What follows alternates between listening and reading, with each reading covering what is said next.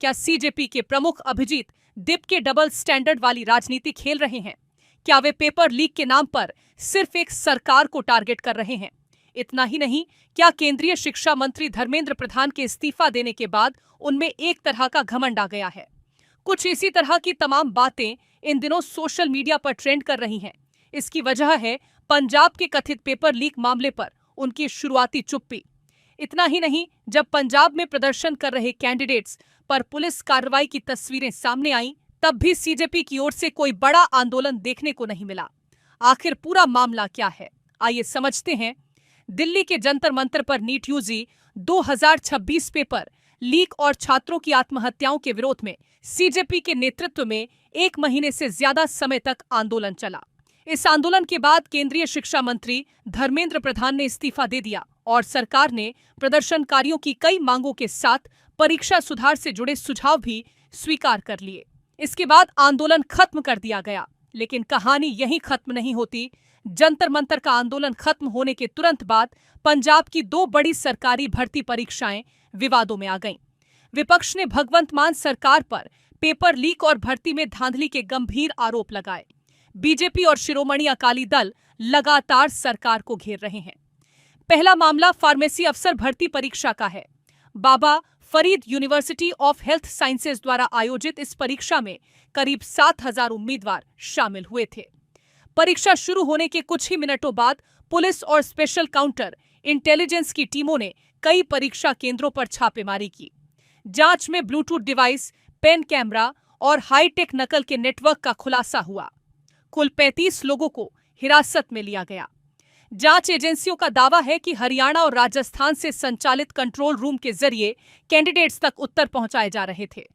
Reports के मुताबिक इस पूरे नेटवर्क में प्रति उम्मीदवार 3.5 लाख से 13 लाख रुपए तक वसूले जा रहे थे। विपक्ष ने इसे पेपर लीक करार देते हुए सरकार को घेरा, जबकि पंजाब सरकार का कहना है कि पेपर पहले से लीक नहीं हुआ था, बल्कि परीक्षा के दौरान रियल टाइम हाईटेक नकल की कोशिश को समय रहते पकड़ लिया गया। दूसरा मामला कृषि विकास अधिकारी यानी एडीओ भर्ती परीक्षा का है।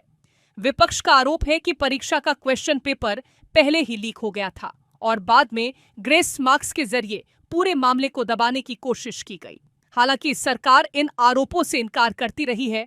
यही नहीं, नायब तहसीलदार भर्ती परीक्षा, पीएसटीईटी परीक्षा और 12वीं बोर्ड के अंग्रेजी पेपर को लेकर भी पहले विवाद सामने आ चुके हैं।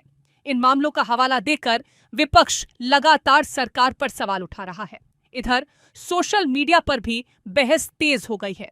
कई यूजर्स सवाल पूछ रहे हैं कि अगर पेपर लीक छात्रों के भविष्य से जुड़ा राष्ट्रीय मुद्दा है, तो क्या हर राज्य में एक जैसा रुख नहीं होना चाहिए?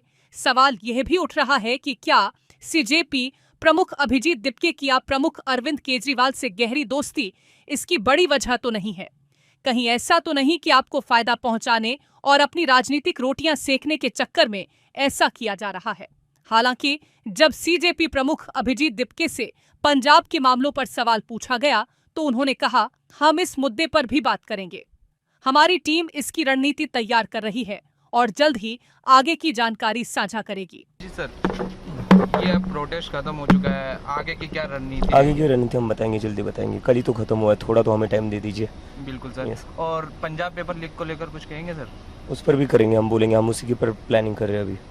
और आगे कुछ सरकार से कुछ आपकी बातचीत रही है आगे के लिए? मतलब जो केसेस हो रहे हैं उस पर बातचीत चल रही है। किसी भी जो भी स्टूडेंट है, किसी पर भी केस नहीं लगनी चाहिए। बिल्कुल सर, ठीक है।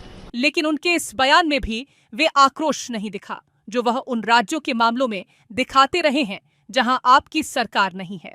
इतना ही नहीं, उनके प्रवक्ता सौरव दास ने कहा कि वे जंतर मंतर पर प्रदर्शनकारियों की पिटाई करने वाले पुलिसकर्मियों और आरएसएस के खिलाफ कार्रवाई की मांग करेंगे। लेकिन सवाल ये भी उठ रहा है कि उन पुलिसकर्मियों का क्या जो पंजाब में प्रदर्शनकारियों की पिटाई कर रहे हैं। उन्होंने यह भी कहा कि प्रदर्शन के दौरान छात्रों पर दर्ज मामलों को लेकर सरकार से बातचीत जारी है और किसी भी छात्र पर केस दर्ज नहीं होना चाहिए। अब सबसे बड़ा सवाल यही है, क्या पंजाब के मुद्दे पर भी सीजेपी वही तेवर दिखाएगी जो दिल्ली के जंतर मंतर पर देखने को मिले थे? क्या सोशल मीडिया पर उठ रहे सवालों का जवाब आंदोलन के रूप में मिलेगा या सिर्फ बयानों तक ही बात सीमित रहेगी? या फिर आने वाले दिनों में सीजेपी अपनी नई रणनीति से इन सभी सवालों का जवाब देगी? इन सवालों के जवाब भविष्य देगा। लेकिन फिलहाल इतना तय है कि पेपर लीक का मुद्दा अब सिर्फ परीक्षा तक सीमित नहीं रहा, बल्कि देश की राजनीति के केंद्र में आ चुका है। अब देखना दिलचस्प होगा कि सीजेपी की अगली रणनीति क्या होती है। क्या संगठन पंजाब में भी उतनी ही मजबूती से मैदान में उतरता है, या फिर सोशल मीडिया पर उठ रहे सवाल और तेज होते जाएंगे? फिलहाल इस पूरे मामले पर आपकी क्या राय है? क्या पेपर लीक जैसे मुद्दे पर सीजेपी का हर सरकार के लिए एक समान रवैया होना चाहिए? अपनी राय हमें कमेंट में जरूर बताइए, क्योंकि आने वाले दिनों में इस मुद्दे पर सियासत और भी गर्म हो सकती है।